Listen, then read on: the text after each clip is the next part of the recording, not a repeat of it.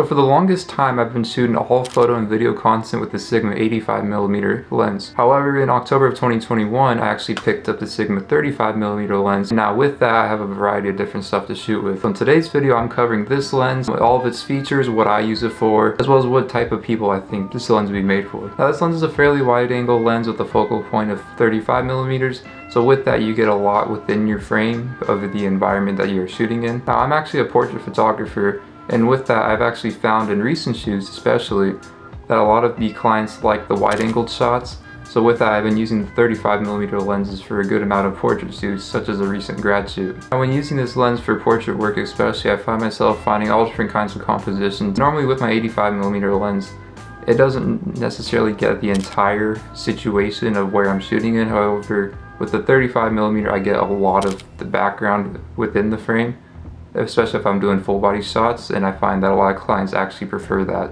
Now recently I did a grad shoot, and within that shoot the client actually really liked the wide angle shots, so I actually used the 35mm for most of the shoot. I guess the first location within the shoot was mainly with the 85mm, lots of close-ups, even full body shots, and then I switched to the 35mm, and with that we did a lot of photos where the client tossed the grad cap in the air, and with that the client had also brought 2 bottles of champagne, and then with that I was able to capture the champagne popping, and just with this lens I was able to capture her, and then entire environment with the Capitol building in the background, and then where the champagne was spraying, and then there's these arches, and with that she wanted the arches to be in the photos. So with that I just went for low angle shots, and I had her fully in the shot, and with that it actually made for some interesting compositions. And what I found was when I tried shooting with the 85, I wasn't really necessarily getting all of that. So if I hadn't had this lens, I wouldn't really have been able to get those shots done for the client, and since I did have this lens, I was able to get all the shots that she wanted done. A good wide angle lens like the 35mm here I found to be pretty beneficial in most of my shoots. Now for the video use of this lens, I actually do a good amount of video content. I do a lot of video stuff in terms of for this channel here,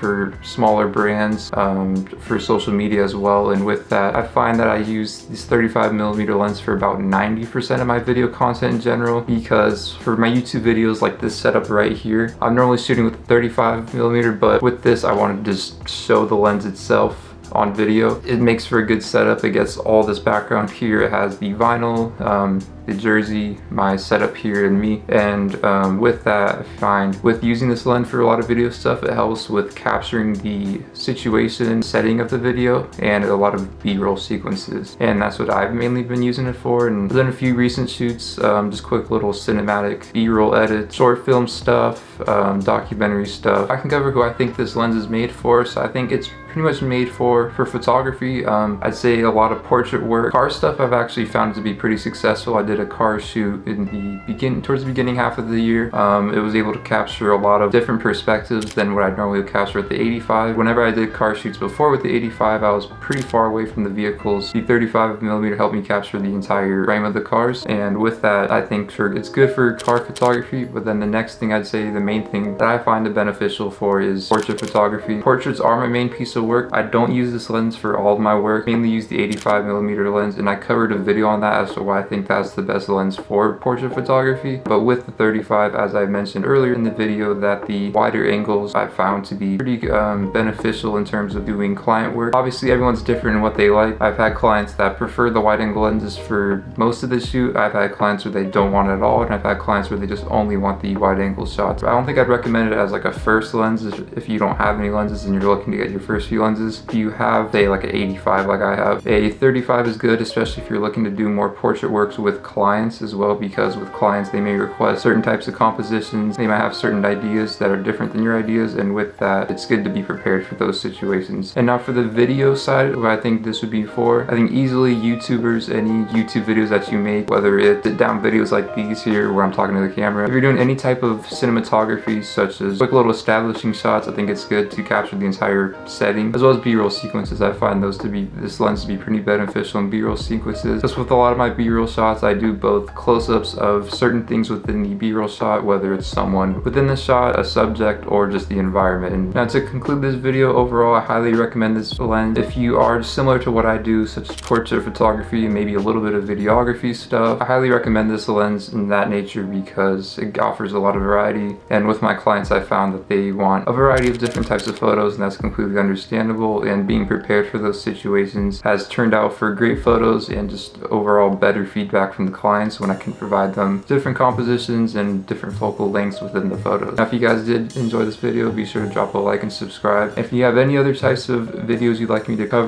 covering photography, about portraits or whatever the case may be, let me know in the comments or DM me on Instagram. That being said, have a good day.